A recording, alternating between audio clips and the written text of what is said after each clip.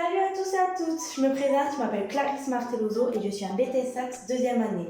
Aujourd'hui, par exemple on est mardi soir, je vais vous apprendre à faire un mug cake salé goût poireau maïs.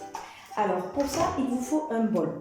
Moi je préfère tout mélanger dans un bol et après le mettre dans mon mug. Alors c'est parti.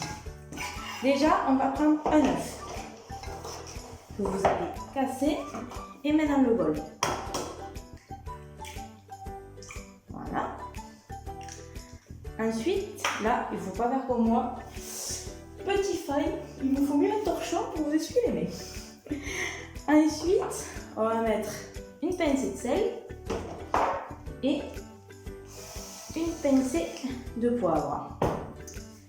Ensuite, vous prenez votre farine et vous incorporez dans votre bol 3 cuillères à soupe assez bien rasées de farine.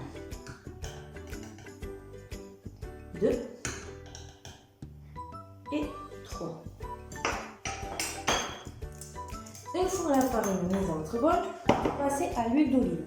Si vous n'aimez pas ça, vous pouvez ne pas en mettre. C'est juste pour mettre un peu plus de goût dans le mug cake. Vous pouvez en mettre une cuillère ou 2 si vous aimez bien ça, ou même 3 si vous adorez ça. C'est selon votre goût. L'huile d'olive, c'est juste pour mettre un peu plus de goût dans le mug cake. Ensuite, je mets 2 cuillères à soupe. C'est toujours des cuillères à soupe. Je ne sais pas si je me répète, mais je préfère le dire. C'est toujours 2 cuillères à soupe. Donc, je mets 2 cuillères à soupe de crème légère assez fluide. Voilà. Ensuite, je passe mes maïs et mes poireaux. Alors, mes poireaux, je les ai déjà émincés. Donc, vous en émincez et vous faites en sorte que ce soit 2 cuillères à soupe de poireaux. Voilà. Ensuite, je mets 2 cuillères à soupe de maïs. Si vous n'aimez pas le maïs, vous pouvez le remplacer par de l'oignon ou de la tomate. Et si vous n'aimez pas le poireau et que ce n'est pas la saison, vous pouvez le remplacer par la courgette. Je vous conseille de faire revenir la courgette dans la poêle pour donner un peu plus un côté croustillant. Et ensuite, je mets un sachet de levure chimique dans ma préparation. Voilà.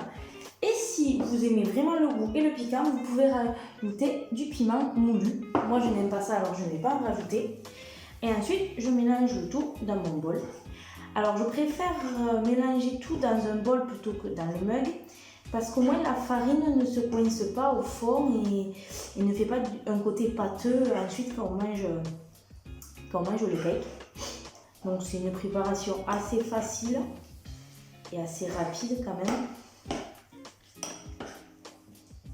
Si vous ne mangez pas de produits qui viennent des animaux, comme l'œuf par exemple, vous pouvez le remplacer plutôt...